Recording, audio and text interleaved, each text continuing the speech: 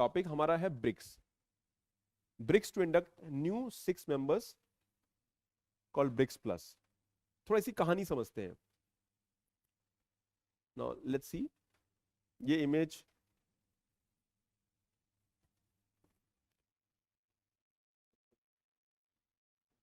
BRICS क्या है? What is BRICS? BRICS is a group of 5 countries. कौन कौन है? Brazil, Russia, India, China and South Africa. In 2001 में एक ब्रिटिश इकोनॉमिस्ट थे,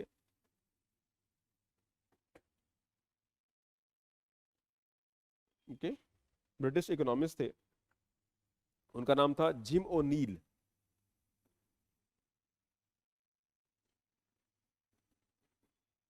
और उन्होंने एक टर्म दिया brick, Brazil, Russia, India and China. इन्होंने कहा कि भाई ये जो 4 कंट्रीज है ये बहुत फ्यूचर में स्ट्रॉन्ग कंट्रीज बनने वाली हैं, economically, security wise. They are the countries which will drive the world in 21st century. And thereby उन्होंने एक एक्रोनिम दिया, एक शॉर्ट फॉर्म दिया, BRIC. So that is how the idea came into picture. और फिर it was formalised इन 2006। और इसका पहला फॉर्मेशन, फॉर्मलाइज मतलब आइडिया के फॉर्म में, बट फॉर्मेशन जो है 2009 में हुआ था।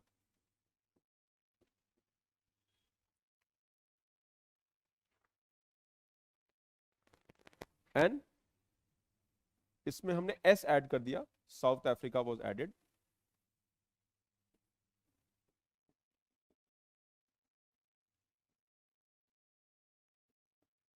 इन 2011।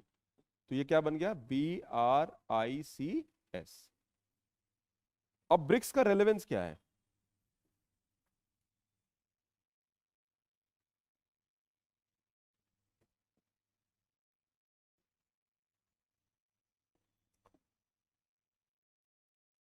What is the relevance of BRICS and why do we need such organisation? कोई बताएगा मुझे?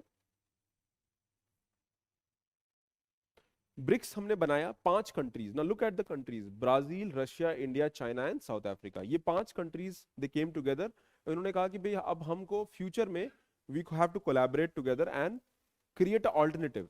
नॉर्मली जो वर्ल्ड है, there are lot of international organizations, या for example world bank is there, IMF is there, UN is there. अगर आप देखोगे तो ये सारे ऑर्गेनाइजेशंस को डेवलप कंट्रीज कंट्रोल करता है, डिसीजन मेकिंग में, रिसोर्स वाइज में। So there is a believe that alternatively एक तरीका यह है कि इनको रिफॉर्म कर दें, लेट्स रिफॉर्म देम, और रिफॉर्म करके इंडिया का या चाइना का रोल बढ़ा दें इसमें। Because the dynamics of the current geopolitics should be shaped by the new emerging economies also. ये जो कंट्रीज हैं ये क्या थे? Emerging economies. These are emerging economies. Develop countries already developed हैं, दीज आर इमर्जिंग, मतलब कल डेवलप होने वाली हैं।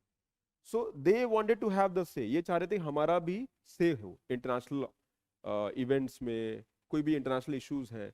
And thereby it is imperative that we try to create that objective. However problem क्या हुआ? प्रॉब्लम ये हुआ कि अब मान लो कहीं किसी का चलता है, जिसकी लाठी उसकी भैंस, जिसकी लाठी उसकी भैंस, ठीक है ना? ये कहानी है। Real politics is different. Real politics depends on how much power you स्वे ओवर द एरिया। आपके पास कितना आप पावरफुल हो, आपकी इकोनॉमी कितनी पावरफुल है, आपका साइंस एंड टेक्नोलॉजी कितना पावरफुल है, आपका डिफेंस कितना पावरफुल है, आपका न्यूक्लियर पावर कितना पावरफुल है। So the future of the world is decided by your the power politics. So naturally developed countries led by USA and European countries, they were still having control। और तब हमने एक BRICS organisation बनाया and they we said कि हम लोग future में we should create an alternative for against the west countries. जो वेस्ट कंट्रीज का अगेंस्ट हम ऑल्टरनेटिव क्रिएट करेंगे। तो पहला है, it became anti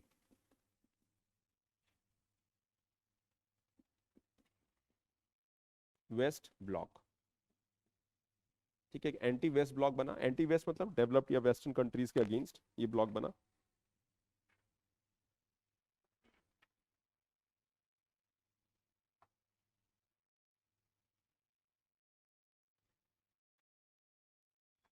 anti west, कुछ लोग नॉन वेस्टर्न ग्रुप भी कहते हैं।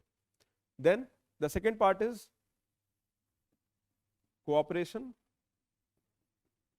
Of global south what do you mean by global south? अगर आप देखेंगे तो वर्ल्ड मैप अगर देखोगे तो if you look at the developed countries they are on the northern side. ये आपके डेवलप्ड कंट्रीज हैं, वेस्टर्न यूरोपियन कंट्रीज हैं, और for that matter maybe Russia, China नहीं कह सकते, रशिया नहीं कह सकते, but mostly the developed countries are on the southern northern side. जो साउथ में कंट्रीज हैं, if you look at the southern countries, South Asia, Africa, South America, ये ग्लोबल साउथ है, यानी globally these are the south of the equator. अगर हम अर्थ को यहां से ऐसे लाइन ड्रॉ करते हैं तो इक्वेटर होगा, this is equator, it divides earth into two parts, जो सेंटर पार्ट है। तो इसमें जो ग्लोबल साउथ की जो कंट्रीज है, देयर आर डेवलपिंग और पुअर कंट्रीज, और आप देखोगे तो mostly these countries are poor. So it became natural, तो हमने कहा कि ब्रिक्स को हम ग्लोबल साउथ को कोऑपरेट करने के लिए हम प्लेटफॉर्म देंगे and will try to come together as a group. तो ब्रिक्स देखा जाए तो 5 कंट्रीज ही हैं, but they want to create an option for the countries like India, कि हम लोग साथ में मिलकर जो हमारे कॉमन प्रॉब्लम्स को डिस्कस करेंगे। We want to create anti west block, और ग्लोबल साउथ को हम एक रास्ता देंगे in future, even though we are only the countries which consist of the 5 countries, that is Brazil, Russia, India, China and South Africa. ठीक है, तो it will have a cooperation and एक vision हम फ्यूचर का हम इस पे देंगे, that is the next objective. दूसरा क्या है, अभी कोऑपरेशन के फॉर्म में अगर हम देखें, सो देयर आर इनिशिएटिव क्या क्या है? ब्रिक्स बैंक बनाया है हमने, राइट, AIIB बैंक बनाया है। ये BRICS bank is bank created by BRICS group.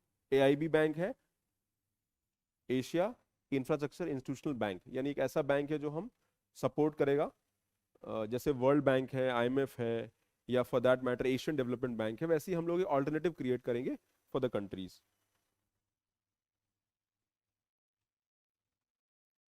हाँ,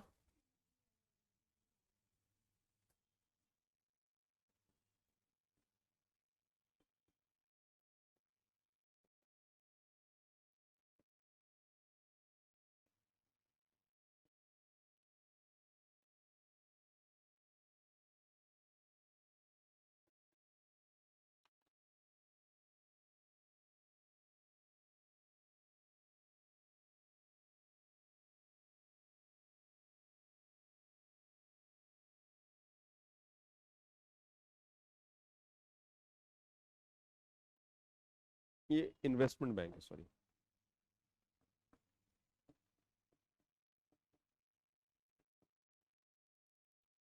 okay, AIIB।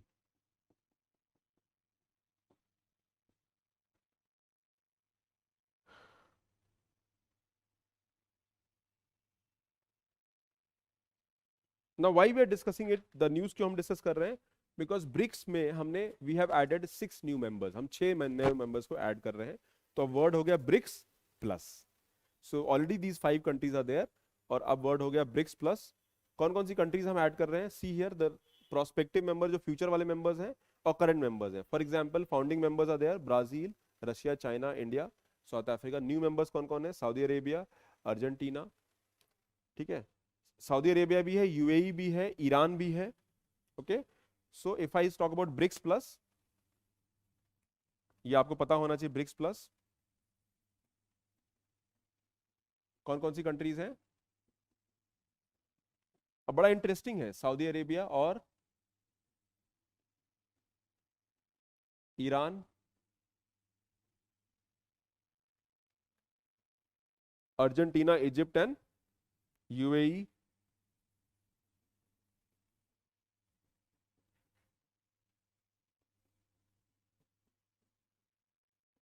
Egypt and Ethiopia.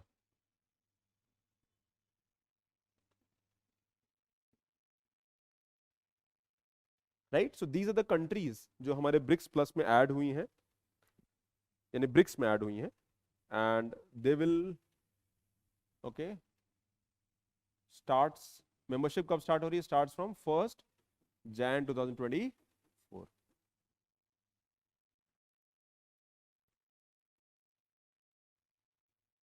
अगर ब्रिक्स की बात करें, स्पेशली ब्रिक्स, तो BRICS consist of 25% of the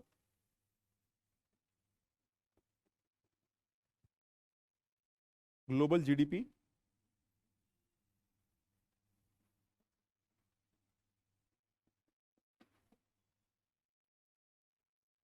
and 40% of the world population.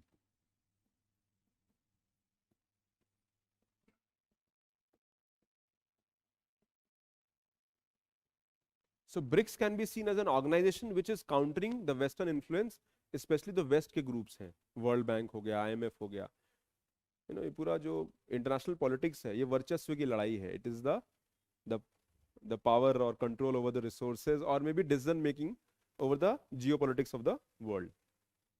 तो इफेक्टिव 1 जनवरी 2024 से ये रहेगा. तो ग्लोबल साउथ को एक कलेक्टिव वॉइस देना है, एक multipolar world. There is a word called multipolar world. Multipolar world, what do you mean by multipolar world? एक ऐसा वर्ल्ड जहां पर you have multiple voices, not one voice. और ये मल्टीपोलर वर्ल्ड कैसे आया?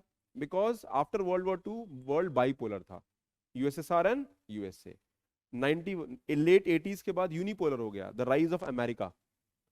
बट 21st सेंचुरी में now India also visions that world should be multipolar. Multipolar मतलब power dynamics should be not controlled by one person, they should be multiple power centres. तो balance रहेगा ना, equilibrium रहेगा. अभी China is rising, the US's power has plateaued, India is another rising player. Other day में एक podcast सुन रहा था where one of the Sri Lankan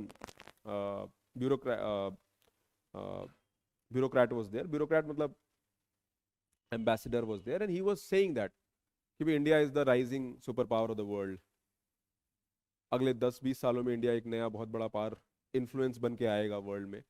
So that is what we expect in future. So thereby हम India को नाराज नहीं कर सकते हैं. अब ये अलग बात है कि चाइना, अच्छा ब्रिक्स में सबसे बड़ा प्रॉब्लम चाइना भी है. चाइना स्ट्रेंथ भी है, but China is a weakness also, because there is a concern. अब अगर हम ब्रिक्स की हम बात करें तो एक सबसे बड़ा जो कंसर्न है वो क्या है? The rise of China's rise of China and it's dominance.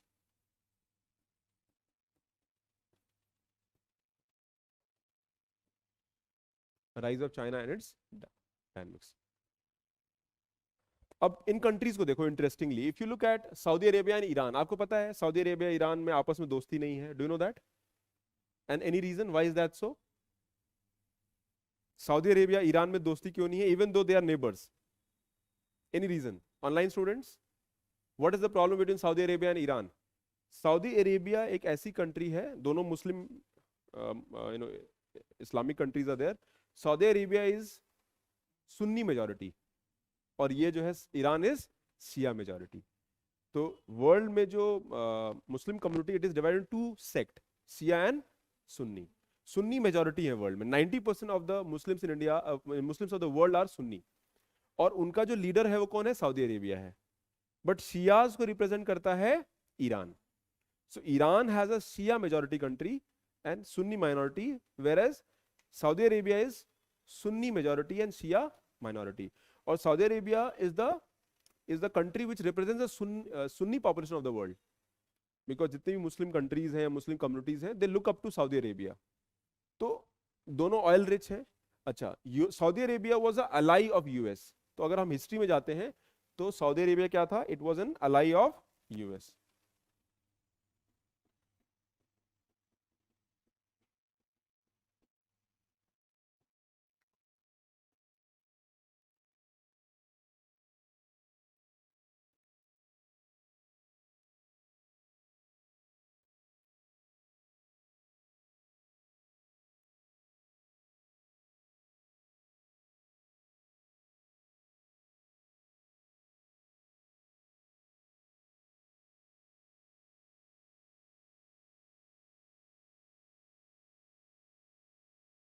On the country Iran जो है शिया मेजॉरिटी.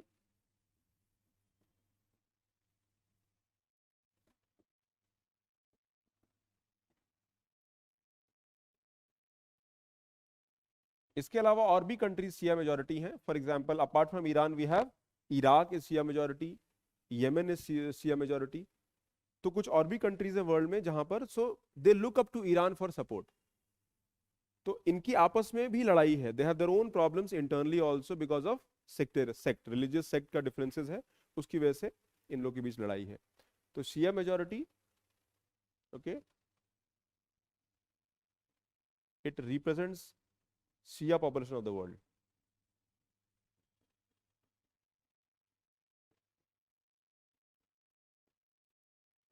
ठीक है, 10% अमंग मुस्लिम्स। और सुन्नी मेजोरिटी, सुन्नी जो है दीज आर 90% अमंग मुस्लिम्स। तो एक अच्छी बात है that people, the countries who have differences, they have come together. और उसका रीजन है दैट सब लोग वेस्ट से थोड़ा दूर रहना चाहते हैं। Are you getting my point? तो इंटरेस्टिंग है right, two countries which are not in good terms with each other, ये आपस में ब्रिक्स का पार्ट बन रहे हैं, that is a part of BRICS plus.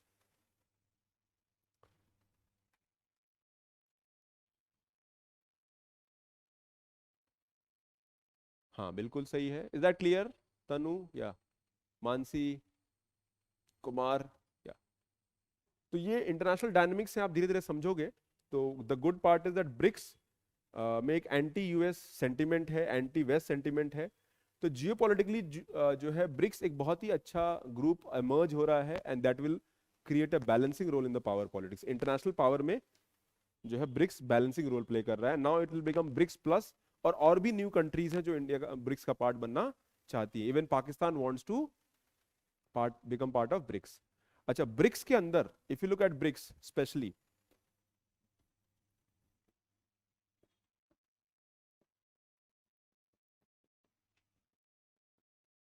जो मेंबरशिप है BRICS, it is based on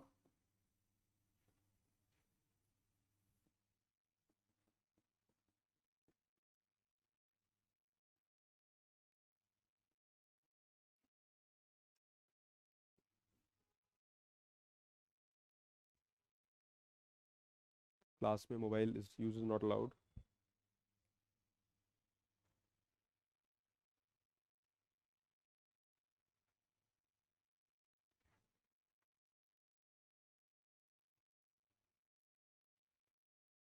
तो अगर कोई भी किसी भी मेंबर को ऐड करना है, ऑल 5 कंट्रीज हैव टू से यस, तभी हम ब्रिक्स में, यानी यूनानिमस डिसीजन होता है। ओके,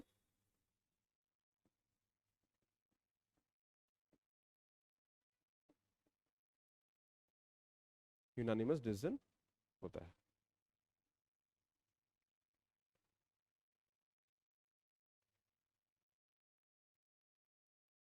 अच्छा, अभी प्रॉब्लम क्या है? One is the rising China, dominance of China. China एक स्ट्रॉन्ग कंट्री बन के उभर रहा है, and China does not conform to the world view. उसका एक अपना वर्ल्ड व्यू है, इकोनॉमी कैसे चलना चाहिए, वर्ल्ड पावर पॉलिटिक्स कैसे चलना चाहिए। सो China is a new country which will create trouble for the whole world. And China is not a small country, it is very big country economically today. Population wise तो बड़ा था ही, but even economically it is bigger. China is 5 times of India, 5 गुना बड़ा है India का economically.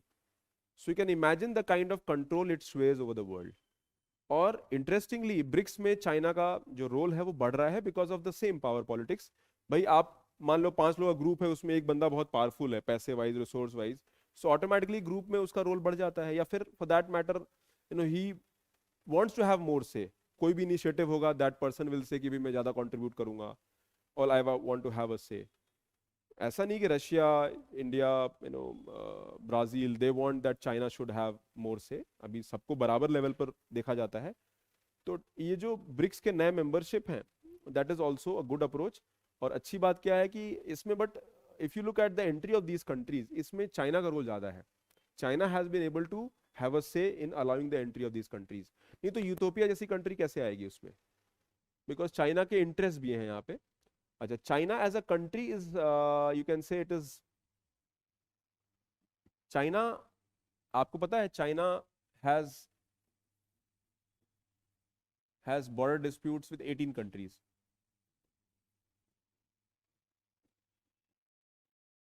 अभी China ने एक नया मैप रिलीज किया था स्टेटिंग दैट जो अरुणाचल प्रदेश है वो उसका पार्ट है। इनफैक्ट चाइना ने यही नहीं किया था, इवन जो साउथ चाइना सी है, China said that South China Sea मेरा है।